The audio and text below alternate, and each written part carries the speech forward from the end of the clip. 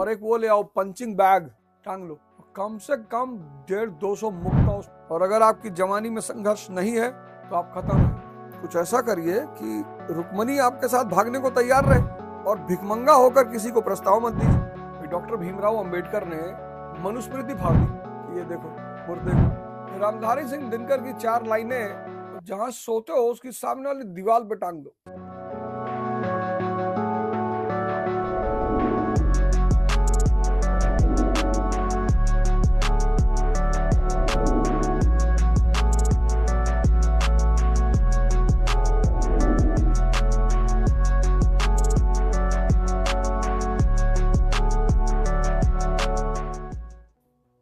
जय हिंद फ्रेंड्स।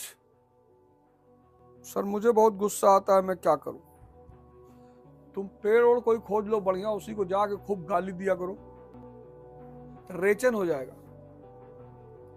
और एक वो ले आओ पंचिंग बैग, टांग लो, कम से कम 150-200 मुक्का उस पर दिन में 2 बार मारा करो। सारा जो अंदर गुस्सा दमन है वो बाहर निकलेगा। इसको रेचन कहते हैं। गुस्सा यानी क्रोध, क्रोध यानी आंतरिक दमन का परिणाम। आपने बहुत सारी चीजों को अपने अंदर दबा रखा है तो आप चिड़चिड़े हो गए हैं। और क्रोध आदमी को मूर्ख बना देता है। तो ध्यान तो उसका एक ताकतवर माध्यम है ही। ध्यान के अलावा अगर पंचिंग बैग मिल जाए, कहीं ना मिले तो एक बोरे में बालू भर लो, रख लो अपने कमरे में या टांग लो अपने कमरे में और 150-200 पंच मार दिया करो सुबह शाम। तो जितनी भड़ास अंदर भरी है वो सब बाहर निकल जाएगी। नशा सिर्फ अपने उद्देश्य का किया जाना चाहिए। आपको किसी नशे की जरूरत नहीं पड़ेगी। जो बात आप अपने दुश्मन को नहीं बताना चाहते वो आप अपने दोस्त को कभी मत बताइए, क्योंकि पता नहीं कब आपका दोस्त आपका दुश्मन बन जाए। अमर सिंह मुलायम सिंह यादव,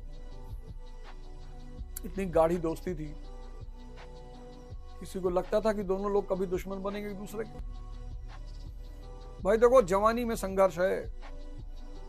कोई जवानी ऐसी नहीं जिसमें संघर्ष ना हो। और अगर आपकी जवानी में संघर्ष नहीं है तो आप खत्म है। भगवान राम नहीं बचे, भगवान कृष्ण नहीं बचे, कोई नहीं बचा। नियम है धरती का। इतनी शरीर में ऊर्जा है, उसको कहां लगाओगे? वैलेंटाइन में? और एक बात, आप किसी स्त्री को प्रस्ताव देते हो, वो नहीं तैयार होती है, उससे क्षमा मांगिए, आगे बढ़िए। उसके साथ कोई भी दुर्व्यवहार मत करिए। ये नीचता की निशानी है, कुत्तेपन की निशानी है।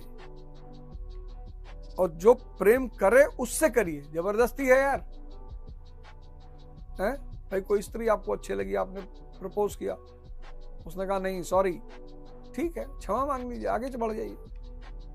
कुछ ऐसा करिए जीवन में कि वो जब याद करे आपको जीवन भर कि यार एक बार गलती हो गई थी यार। कुछ ऐसा करिए कि रुक्मणी आपके साथ भागने को तैयार रहे और भिखमंगा होकर किसी को प्रस्ताव मत दीजिए। ईश्वर शक्तिशाली है, इसलिए आप उससे प्रेम करते हो।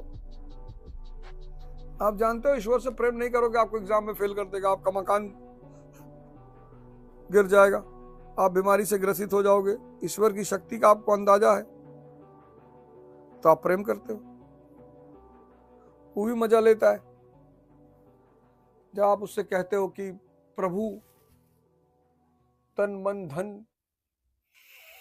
कहता मन तुम्हारे कब्जे में नहीं है, तन जर्जर है और धन तुम्हारे पास है नहीं, दे क्या रहे हो मुझे?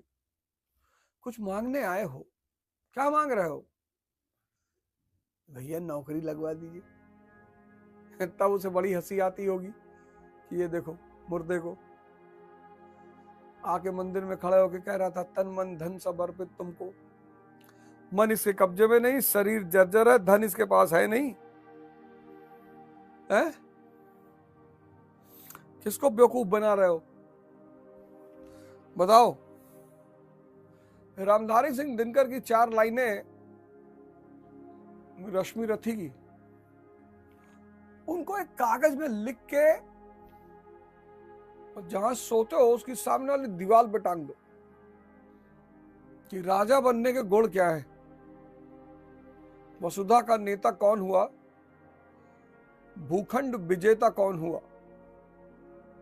वसुधा यानी धरती, इस धरती का नेता कौन हुआ,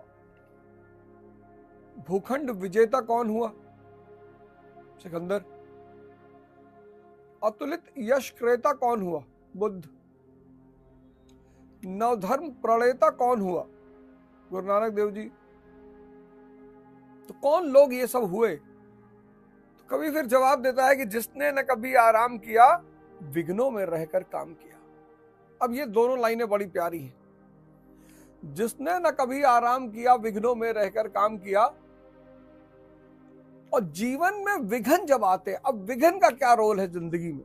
अक्सर लोग इस शब्द से बहुत भागते हैं कि अरे भैया, जीवन में विघ्न जब आते हैं तो क्या करते हैं, पहला काम क्या करते हैं, सोते से हमें जगाते हैं, अलर्ट हो जाते हैं, तुरंत कंफर्ट जोन से तुरंत बाहर भागते हैं। जिसने न कभी आराम किया, विघ्नों में रहकर काम किया। जीवन में विघ्न जब आते हैं, सोते से हमें जगाते हैं, तो पहला काम ये करते हैं, कंफर्ट जोन से बाहर निकालते हैं। मन को मरोड़ते हैं पल पल। अब मन कंफर्ट जोन में नहीं आ सकता, तो सोने से जगाते हैं, मन को मरोड़ते हैं पल पल, तन को झंझोड़ते हैं पल पल।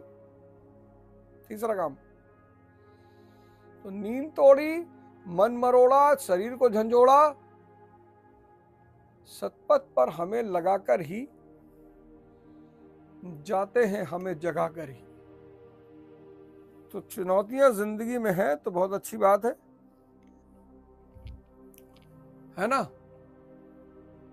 तो आप जो है अकेलेपन से बचे, क्योंकि अक्सर मन जो है हमला करता है जब आप अकेले हैं।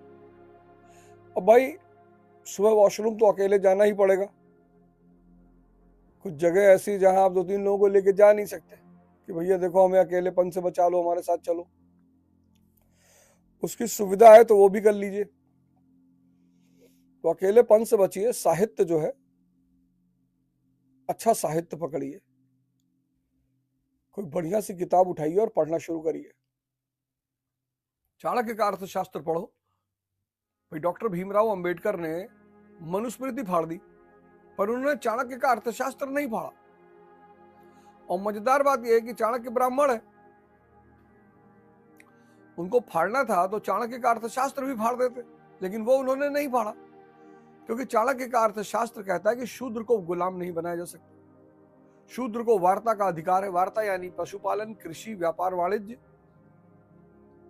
और शूद्र को उन्होंने आर्य की श्रेणी में रखा, श्रेष्ठ, जिसको सारे अधिकार हैं, शिक्षा का भी अधिकार है। और पता नहीं कौन तुम लोग को बता दिया कि 3000 साल से जो है ब्राह्मणों ने पढ़ने ही नहीं दिया शूद्रों को। हो गया तनाव बाजार में, हो गया तनाव। हम व्यवस्था के खिलाफ लड़ते हैं। आजादी की जो हमने लड़ाई लड़ी वो हम साम्राज्यवाद के खिलाफ लड़े, अंग्रेजों के खिलाफ नहीं लड़े। हमारा झगड़ा व्यक्ति से नहीं होता, व्यवस्था से होता है। जो आजादी की लड़ाई लड़ी हमने अंग्रेजों के खिलाफ लड़ी। आज कोई अंग्रेज भारत घूमने आएगा, उसे मारोगे पटक के, क्योंकि हमारी लड़ाई अंग्रेजों के खिलाफ नहीं थी, हमारी लड़ाई थी साम्राज्यवादी व्यवस्था के खिलाफ, इंपीरियलिज्म के खिलाफ, कैपिटलिज्म के खिलाफ। हाँ? सुख किससे मिलता है? शक्ति से। भाई नपुंसकता है और अरबों रुपया आ जाए तो सुख कहां मिल पाएगा। तो सुख का जो आधार है वो शक्ति है, सफलता का जो आधार है वो शक्ति है, शांति का जो आधार है वो शक्ति है। सांसें देखते रहिए। सुख किससे मिलेगा? शक्ति से। संपत्ति का जो आधार है वो शक्ति है। अमेरिका को देखो, गया वेनेजुएला के प्रेसिडेंट को उठा लाया। यहां आप मोहल्ले में किसी आदमी को नहीं उठा सकते, अपहरण का केस लग जाएगा तुरंत। और तुम सोच रहे हो पैसे के बारे में, गर्लफ्रेंड के बारे में। सुख, शांति, सफलता और संपत्ति, ये चारों चीजें शक्ति का बाई प्रोडक्ट है, तो बढ़ा लो। तुम्हारा वेट है 7.5 किलो, कॉकरोच देख के कांपने लगते हो और सुख की कामना करके बैठे हो, मार खाओगे। जीवन की एक अच्छी शुरुआत करिए, कुछ ऐसा करिए कि लोग आपको प्रेम करें, आप किसी को ना करें। आप भी करें, मतलब आप पहले हाथ फैलाए हुए ना जाएं। शिक्षा शक्ति है। जिन देशों में उच्च शिक्षा है वो सब शक्तिशाली देश है, चाहे अमेरिका हो, चाहे ब्रिटेन हो, चाहे फ्रांस हो, चाहे जर्मनी हो, चाहे चीन हो। और जिन देशों में शिक्षा गायब है वो देश भिखमंगे हैं। चलिए, कल सुबह आपसे फिर मुलाकात होगी। जय हिंद, जय भारत।